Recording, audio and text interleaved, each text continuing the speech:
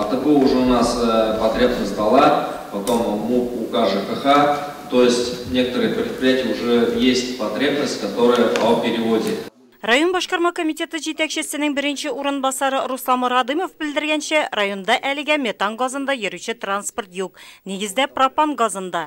Әмі бұл юнәліште іш башланырға тұра. Мы будем работать с предприятиями. Biz предприятиялар белән эшләячәкбез, аларның ихтыяҗларын өйрәнәчәкбез һәм бу мәгълүматны Газпром газомоторны топливо җәмгыятенә җиткерәчәкбез. Алга таба газ станциясе төзү һәм метан газына автомобильләрен җиһазларга күчерергә теләк белдерүчеләр белән программа нигезендә эшләячәкбез. Метан газ ягулыгы бензин һәм дизель белән чагыштырганда арзанрак. Метан газына күчүнең отышлы икәнлеген белгечләр исәпләп тә чыгара. На сегодняшний день пропан-бутан. Бүгінгі күндә пропан-бутан катнашмасы 17-18 сум, табигый газның 1 кубометры НДС белән 13 сум тора. Адель Зейнуллов сүзләренә караганда метан газы җыелып тормый, очып бетә. Шуңа кеше сәламәтлегенә дә шул исәптән экологиягә дә зыяны юк. Аның пропанга караганда өстенлеге шунда, ул салкында туңмый. Газның мондый төренә автомобильләрне күчерү буенча төрле дәүләт программалары эшли.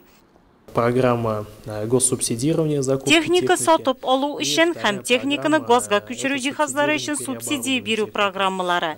Шулай ук җәмгыять финанслы һәм түләүсез газ белән тәэмин итү программасы да бар. Ул һәр техникага күчереп исәпләгәндә 1500 сум чыга. Яршаллы, Әлмәт, Бөгелмә, Казан шәһәрләрендә һәм Алексеевский районында метан газ станцияләре бар. Шундый газ станциясе Нурлат районында да төзеләчәк, урыны билгеле. На сегодняшний день земля выделена. Жер бүлеп бирелгән, президент тарафыннан кул куелган.